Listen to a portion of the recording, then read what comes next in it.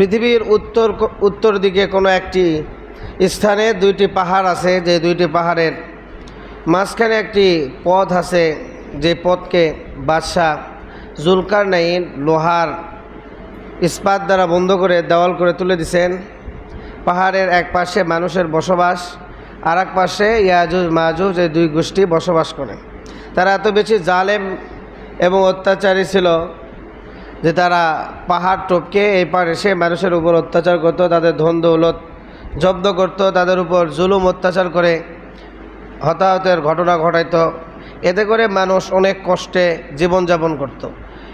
তো এক পর্যায়ে যখন জুলকারনাইন বাদশাহ সেখানে পৌঁছালো, তো তার কাছে সাহায্য চাইলো এবং জুলকারনাইন বাদশাহ সাহায্য আল্লাহ তাআলার পক্ষ থেকে তিনি সাহায্য করলেন এবং পাহাড়ের দুই পাহাড়ের মাঝখানে ওই পথটিকে লোহা দ্বারা ভরে পাহাড়ের থেকেও উঁচা করে দেওয়াল তুলে দিলেন, যাতে ওই পার থেকে ইয়াজুজ মাজুজ এই পার আর আসতে না পারে।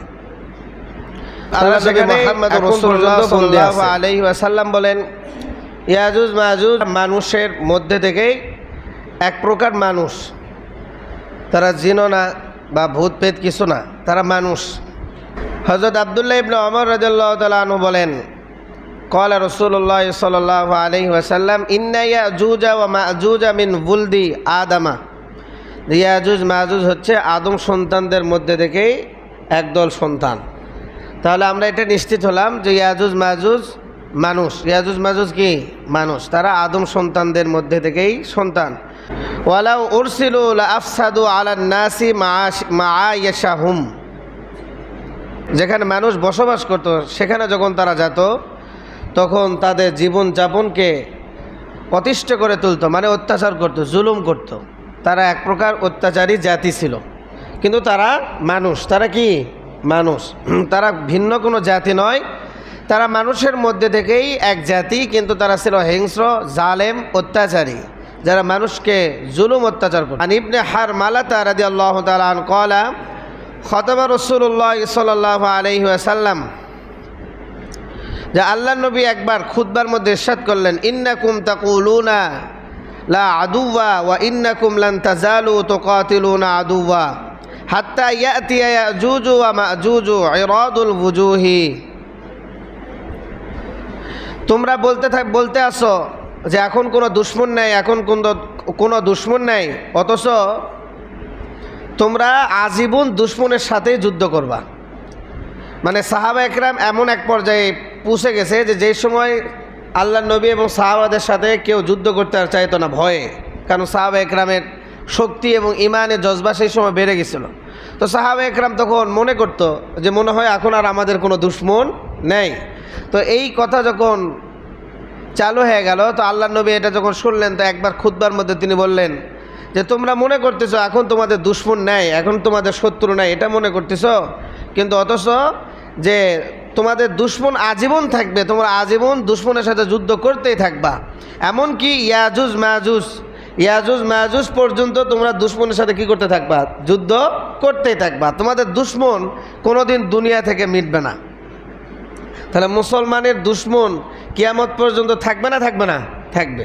কিন্তু আমরাও তো মাঝে মাঝে মনে করি যে আমাদের আর কোনো দুশমন নেই, সবাই আমাদের বন্ধু হয়ে গেছে। হ্যাঁ, হিন্দুরা আমাদের বন্ধু, বৌদ্ধরা আমাদের বন্ধু, সব দেশ আমাদের এখন কি বন্ধু। কিন্তু এটা সম্ভব নয়, কারণ মুসলমানদের শত্রু যারা, তারা কিয়ামত পর্যন্ত কি থাকবে, শত্রুই থাকবে। যদিও তারা বন্ধুর লেবাস পরে সামনে আসবে, কিন্তু মনের ভিতর কি থাকবে, দুশমনই থাকবে, তারা শত্রুই, কিন্তু বন্ধুর লেবাস পরে সামনে উপস্থিত হবে। কিন্তু তাই বলে কোনো মুসলমান যদি তাদের এই বন্ধুর লেবাস পরে ধোঁকা খায়, তাহলে কি সে বোকা না? যেমন এতদিন বন্ধুর লেবাস পরে সামনে আসছে ইসরায়েল, মুসলমানদের রাষ্ট্রগুলির সামনে মনে করছে আসলে বন্ধুই। তো যখন কাতারের উপর হামলা করছে, তখন কাতার বুঝতে পারতেছে আসলে কি তারা বন্ধু না শত্রু। এখন কাতার বুঝতেছে কাতারের উপর ইসরায়েল হামলা করছে, কেন হামলা করলো, কাতার তো ইসরায়েলের বিপক্ষে নয়। হ্যাঁ, তারা পক্ষেই কথা বলতেছে, তাদের সহযোগিতা করতে, মানে বিপক্ষেও বলে না, কিছু বলে না। তো তাহলে কাতারের উপর ইসরায়েল কেন হামলা করলো? ইসরায়েল আজীবন মুসলমানের দুশমন, সে কাতার হোক, দুবাই হোক, সৌদি আরব হোক, আর যেই দেশই হোক। কিন্তু মুসলমানরা ঘুমের ভিতরে ছিল, মুসলমানরা মনে করতো যে কি সে আমাদের বন্ধুই, সে আমাদের কি বন্ধুই। তো ইসরায়েল কাতারের উপর হামলা করছে, তো আল্লাহ নবীর ভবিষ্যৎবাণী, তো আল্লাহ নবী বলেই দিছে যে কখনো ইহুদিরা তোমাদের কি হবে না, বন্ধু হবে না। তোমরা যদি তাদেরকে বন্ধু মেনে নাও তাহলে তোমরা বোকামি করবা, তোমরা নিজেরাই নিজেদেরকে ধ্বংস করলা। কিন্তু তারা আজীবন মুসলমানের কি দুশমন। তাহলে আল্লাহ নবী বলতেছে যে তোমরা মনে করতেছো এখন দুশমন নেই, অথচ কিয়ামত পর্যন্ত তোমাদের দুশমন থাকবে। তোমরা কিয়ামত পর্যন্ত তোমরা দুশমনের সাথে কি করবা, যুদ্ধ করবা। এমনকি ইয়াজুজ মাজুজ বের হয়ে আসবে এবং তাদের চেহারা হবে হায়রাজুল বুজু, তাদের চেহারা হবে মোটা তাজা চেহারা, গোলগাল মোটা তাজা চেহারাওয়ালা হবে। সিগারুল উয়ুন, আর চোখ হবে ছোট ছোট, চেহারা হবে মোটা উষার, কিন্তু চোখ হবে কি ছোট। যেমন হাতির মাথা বড়, চোখ কি ছোট। তো তাদের মাথা হবে বড় বড়, চেহারা হবে বড় বড়, মোটা তাজা চেহারা হবে, কিন্তু চোখ হবে কি ছোট ছোট চোখ হবে। কালো চুল হবে, অধিক কালো কালো কিসকিসা চুল হবে। ইয়ানসিলুনা কাআন্না বুজুহাহুমুল মুজান্নুল মুতাররাকাতু, যখন বের হবে পাহাড় থেকে দৌড়ে দৌড়ে বের হবে। উঁচু থেকে যেরকম পাহাড় থেকে মানুষ যখন নামে তখন হেঁটে হেঁটে নামে না, দৌড়ে দৌড়ে যেরকম নামে, ইয়াজুজ মাজুজ যখন পাহাড় থেকে বের হবে তখন তারা দৌড়ে দৌড়ে বের হয়ে আসবে। আর তাদের চেহারা হবে চামড়ায় ভরা ঢালের মতো। একটা ঢাল যেরকম চামড়াতে ভরা থাকে, তাদের চেহারাটাও চামড়ায় ভরা ঢালের মতো। আগের হাদিসের বর্ণনায় যেরকম আমরা আলোচনা করছি, বর্তমান যেরকম হইতেছে, আমরা মঙ্গোলিয়ার আলোচনার মধ্যে যেরকম আলোচনা করছিলাম যে মঙ্গলদের চেহারার সাথে মিলে যায় নবীজির ভবিষ্যৎবাণী, তাহলে এটাতেও আল্লাহ নবী বললেন যে ঢালের মতো হবে। তাহলে বোঝা গেল তাদের চেহারা বর্তমান সময়ে যেরকম গোলগাল মোটা চ্যাপটাওয়ালা চেহারা যেরকম আছে, চায়না, জাপান, কোরিয়া, এদের চেহারার আকৃতির হবে। ইয়াজুজ মাজুজের এই ফিতনা হবে যখন তারা পাহাড় থেকে বের হয়ে জমিনে যখন আসবে, তখন তাদের ফিতনা হবে একটা মহা ফিতনা। জমিনের কোনো ভালো জিনিসকে তারা অক্ষত রাখবে না, সব কিছুকে তারা নষ্ট করে ফেল দেবে। হযরত জাইনাব বিনতে জাহাশ রাদিয়াল্লাহু তাআলা আনহা বলেন যে রাসূলুল্লাহ সাল্লাল্লাহু আলাইহি সাল্লাম একবার ঘুমে গেলেন এবং ঘুম থেকে জাগ্রত হলেন। ইস্তায়কাযা রাসূলুল্লাহ সাল্লাল্লাহু আলাইহি সাল্লাম মিন নাওমিহি ওয়া হুয়া মুহমাররুন ওয়াজহুহু, ঘুম থেকে জাগ্রত হয়ে হযরত জাইনাব বিনতে জাহাশ রাদিয়াল্লাহু তাআলা আনহা দেখলেন যে তিনার চেহারা লাল হয়ে গেছে। তাতে বোঝা যাচ্ছে যে তিনি স্বপ্নের ভিতরে এমন কিছু জিনিস দেখছেন যেটার কারণে ভয়ে তিনার চেহারা কি হয়ে গেছে, লাল হয়ে গেছে। ওয়া হুয়া ইয়াকুলু লা ইলাহা ইল্লাল্লাহ ওয়াইলুল লিল আরব, আল্লাহ নবী বললেন যে আরবদের জন্য একটা হালাক, একটা ধ্বংসের দিন আসতেছে, বিশাল একটা ধ্বংসের সময় আসতেছে। মিন শাররিন, এমন ফিতনার, এমন একটা হালাক, এমন একটা ভয়ঙ্কর ফিতনার সময় আসতেছে যে ইকতারাবা ফুতিহাল ইয়াউমা মিন রাদমিন ইয়াজুজা ওয়া মাজুজা, ইয়াজুজ মাজুজ যে আছে তাদের যে দেওয়ার আছে, এই দেওয়ারটার যে ফোকার, যেদিকে তারা বের হবে সেটা অনেকখানি ফোকার হয়ে গেছে। তার মানে তারা অতি নিকটে বের হওয়ার সম্মুখীন। মানে আল্লাহ নবীকে আল্লাহ রাব্বুল আলামিন দেওয়ার মানে ফাঁক হয়ে গেছে এটা বুঝাই নাই, মানে তিনাকে স্বপ্নের মধ্যে এটাই বুঝাইছেন যে আর অল্প একটু হয়তো বাকি আছে, তারপরে ইয়াজুজ মাজুজ কী হয়ে আসবে, বের হয়ে আসবে। তার মানে ইয়াজুজ মাজুজ যখন বের হয়ে আসবে তখন তো দুনিয়ার মধ্যে একটা ফিতনা সৃষ্টি হবে। তার মানে আর সময় অল্প, আর সময় কি অল্প। এর অর্থ এই নয় যে ইয়াজুজ মাজুজের দেওয়ালে ফাঁক হয়ে গেছে, তা না, সামনে হাদিসে আপনারা জানতে পারবেন। তো আল্লাহ নবীকে এটা বুঝাইছেন যে ফাঁক, যেহেতু ফাঁক হয়ে গেছে তার মানে যা সময় নাই, মানে কিয়ামত অতি কি নিকটে, এবং ইয়াজুজ মাজুজ বের হওয়ার একবারে সন্নিকটে, তারা এখন বের হয়ে আসবে। তো আল্লাহ নবী হয়তো স্বপ্নে সেটা দেখলেন যে ইয়াজুজ মাজুজের যে দেওয়াল আছে সেই দেওয়ালটা অনেকটা কী হয়ে গেছে, সুরখ, অনেকটা ফোকার হয়ে গেছে, অনেকটা গর্ত হয়ে গেছে, যার অল্প একটু হয়তো গর্ত হলে ইয়াজুজ মাজুজ কী হয়ে আসবে, বের হয়ে আসবে। হযরত জাইনাব বিনতে জাহাজ রাদিয়াল্লাহু তাআলা আনহা বললেন, ক্বালাত যায়নাবু কুলতু ইয়া রাসূলুল্লাহ সাল্লাল্লাহু আলাইহি ওয়াসাল্লাম আনাহলিকু ওয়া ফিনা সালিহুন ক্বালা ইযা কাসরাল খাবসু। আল্লাহ নবী মুহাম্মদ রাসূলুল্লাহ সাল্লাল্লাহু আলাইহি ওয়াসাল্লামকে তখন যায়নাব বিনতে জাহাজ রাদিয়াল্লাহু তাআলা প্রশ্ন করলেন যে তারা যখন আসবে তার আলোচনা তো তারা আগে শুনছে, এই জন্য যায়নাব বিনতে জাহাজ রাদিয়াল্লাহু তাআলা আল্লাহ নবীকে জিজ্ঞেস করলেন যে তারা যখন বের হবে ফিতনা ছড়াইবে দুনিয়ার মধ্যে, মানুষের উপর ফিতনা ছড়াবে, মানুষকে হত্যা করবে, মানুষকে জুলুম করবে, সেই সময় কি ভালো মানুষ থাকবে নাকি খারাপ মানুষ থাকবে? আনাহলিকু ওয়া ফিনা সালিহুন, আমরা যে ধ্বংস হয়ে যাব সেই সময় কি ভালো মানুষ উপস্থিত থাকবে? আল্লাহ নবী বললেন ক্বালা ইযা কাসরাল খাবসু। তখন আল্লাহ নবী মুহাম্মদ রাসূলুল্লাহ সাল্লাল্লাহু আলাইহি সাল্লাম বললেন যে না, সেই সময় খারাপিটা আম হয়ে যাবে, মানে ভালাই আর থাকবে না দুনিয়াতে, খারাপিটা কি হবে? আম হয়ে যাবে। ভালাই অল্প থাকবে কিন্তু খারাপিটাই কি হবে? আম হয়ে যাবে।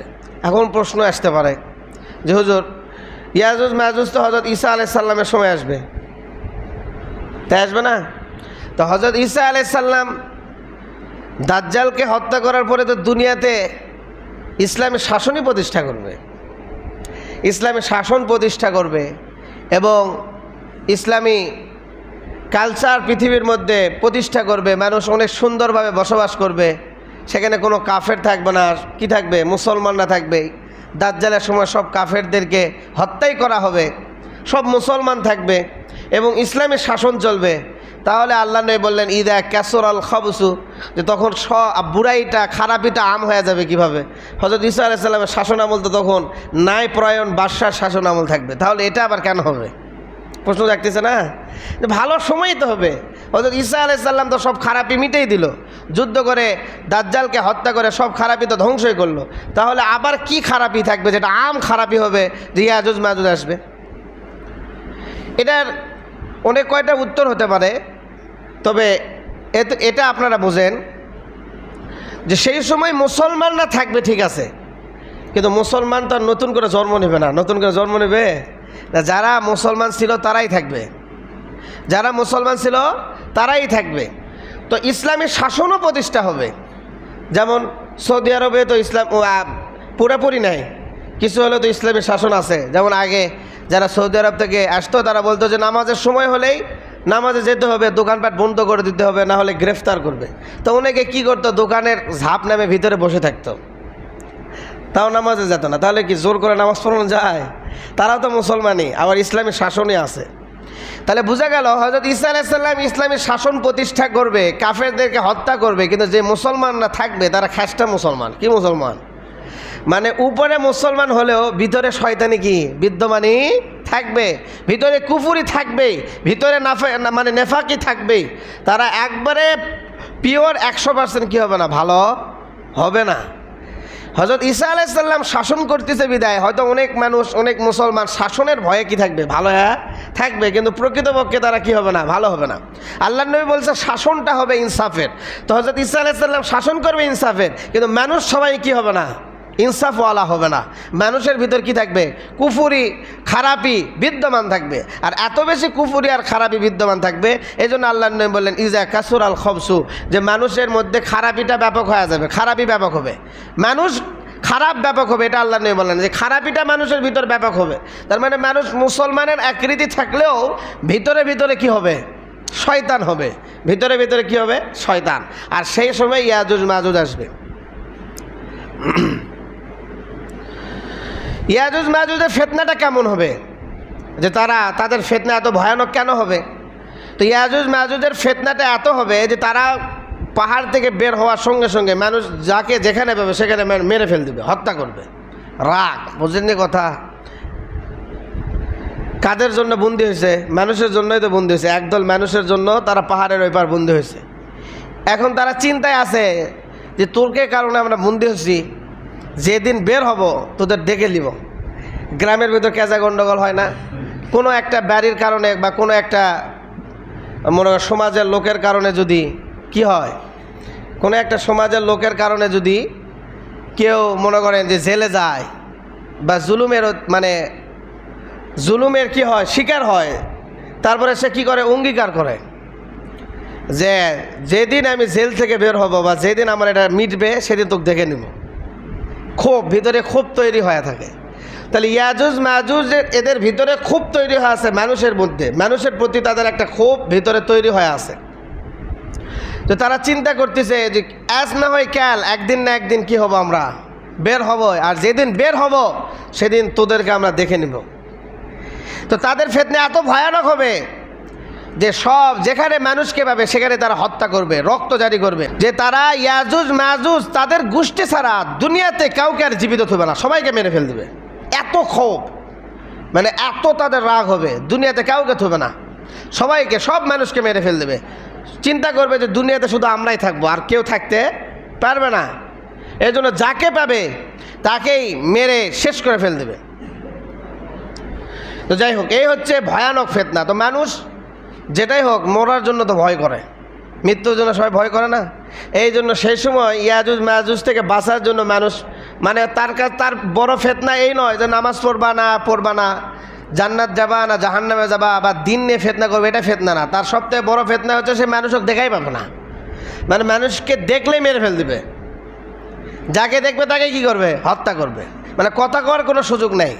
তাদের আকৃতি এবং তাদের দল বল ছাড়া যাদেরকেই দেখবে তাদেরকে শেষ করে দিবে।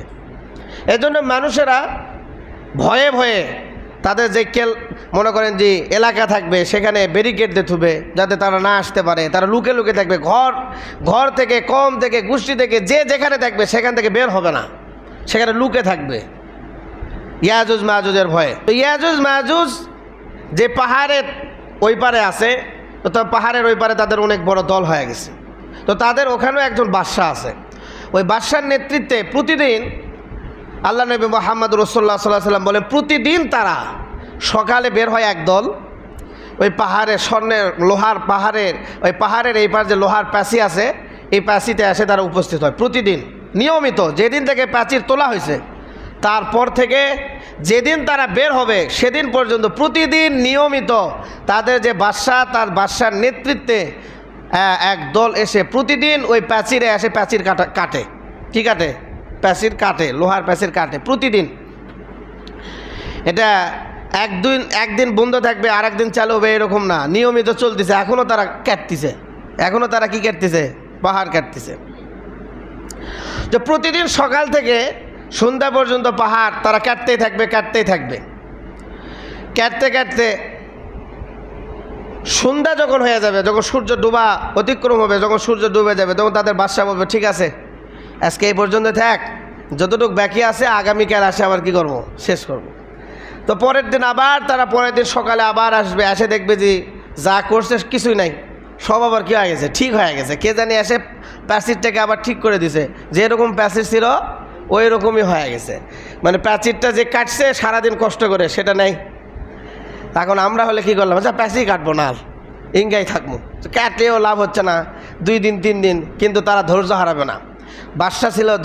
বাদশা হবে ধৈর্যশীল, এই জন্য বলবে না আমরা ধৈর্য হারাবো না, আমরা কি করতে থাকবো, প্যাচি কাটতেই থাকবো। এই জন্য সেই দিন থেকে নিয়ে আজ পর্যন্ত আল্লাহ ভালো জানে কত 100 বছর হয়ে গেছে তারা নিয়মিত কাটতে আছে। প্রতিদিন একই নিয়ম, সকালে আসে সন্ধ্যা পর্যন্ত প্যাচির কাটে, আবার সন্ধ্যার দিকে ফিরে যায় আর বলে যায় যে আগামীকাল আসে ব্যাগিটা কাটবো, কিন্তু সকালে আসে দেখে আবার প্যাচির যেমন তেমনই হয়ে গেছে।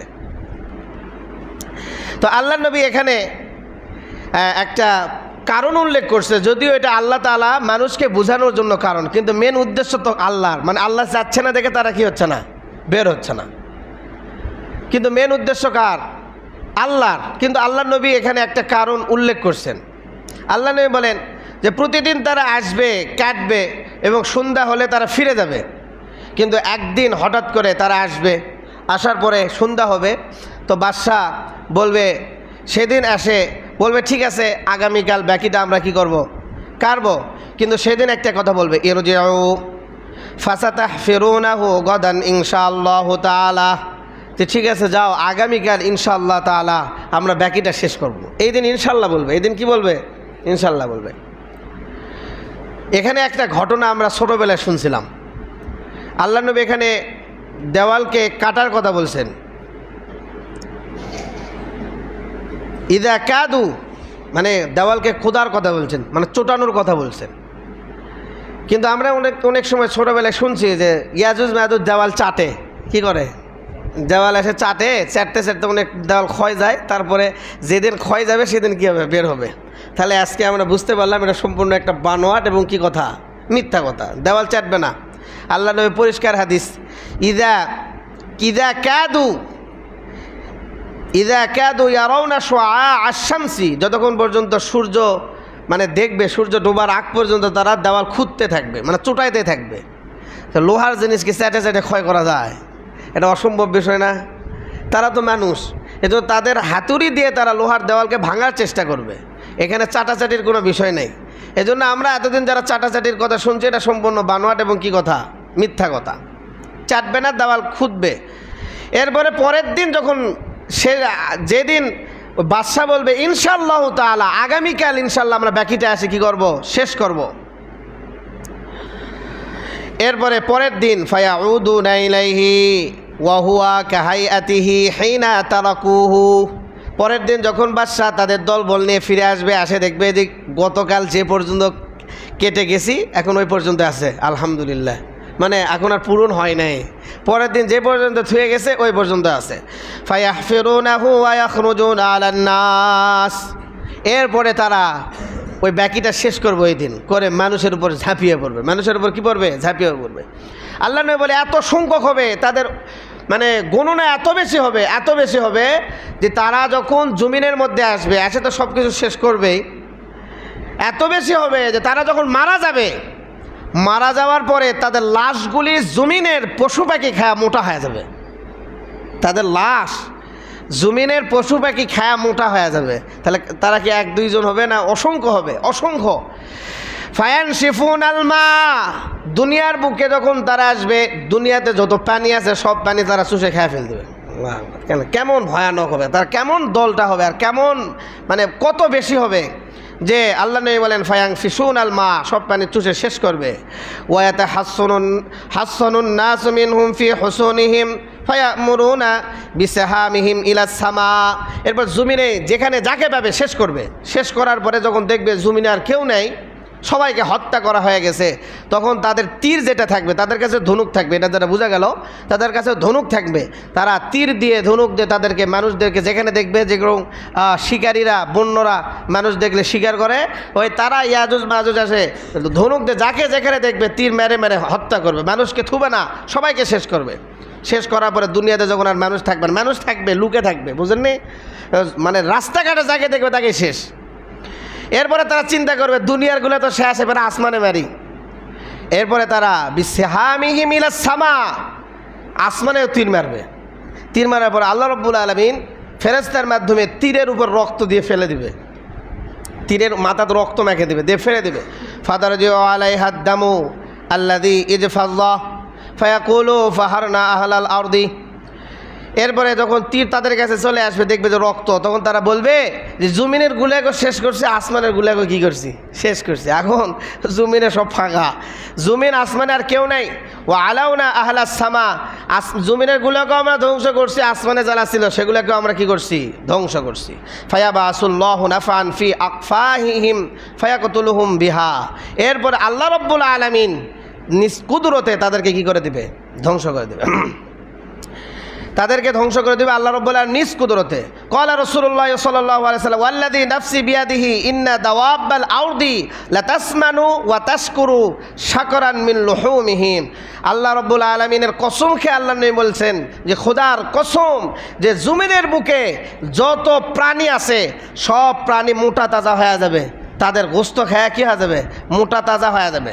এত বেশি পরিমাণ তারা জমিনের মধ্যে মারা যাবে যে তাদের গোস্ত খায়া জমিনের পশু পাখিরা কী হয়ে যাবে, মোটা হয়ে যাবে, একবার মোটা হয়ে যাবে, মোটা তাজা হয়ে যাবে। তাহলে কম না অনেক বেশি, অনেক বেশি, অনেক বেশি। তাহলে জমিনে আসার পরে তারা মানুষকে যেখানে পাবে সেখানে হত্যা করবে। এটা হচ্ছে ইয়াজুজ মাজুজের মেন টার্গেট।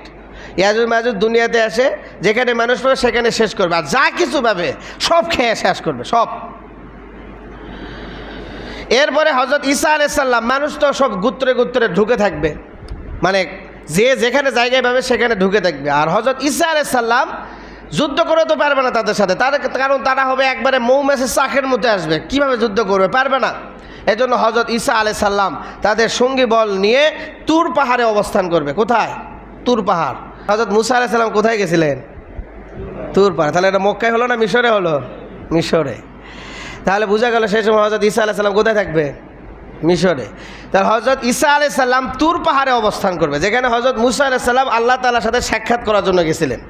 তো হযরত মুসা আলাইহিস সালাম যেখানে সাক্ষাৎ করার জন্য যে তুর পাহাড়ে অবস্থান নিয়েছেন, হযরত ঈসা আলাইহিস সালাম তার দলবল তার সাথীদেরকে নিয়ে তুর পাহাড়ে অবস্থান করবেন এবং সেখানে আল্লাহ তাআলার কাছে দোয়া করবেন। যেহেতু আর তাদের সাথে পাচ্ছে না, এজন্য আল্লাহ তাআলার কাছে দোয়া করবেন। আল্লাহ রব্বুল আলামিন তার দোয়াকে কবুল করে ইয়াজুজ মাজুজকে কী করে দিবেন? ধ্বংস করে দিবেন। ইয়াজুজ মাজুজকে ধ্বংস করে দিলে জমিনের বুকে যেগুলি পশু পাখি আছে সেগুলি কী করবে? খেয়ে ফেল দেবে, লাশগুলি সব খেয়ে মোটা তাজা হয়ে যাবে। এরপরে হযরত মুহাম্মদ রাসূলুল্লাহ সাল্লাল্লাহু আলাইহি ওয়াসাল্লাম বলেন, আল্লাহ রাব্বুল আলামিন পৃথিবীতে একটা পরিষ্কার পবিত্র বৃষ্টি বর্ষণ করবে, যেটার কারণে পুরা জমিন আবার কী হয়ে যাবে?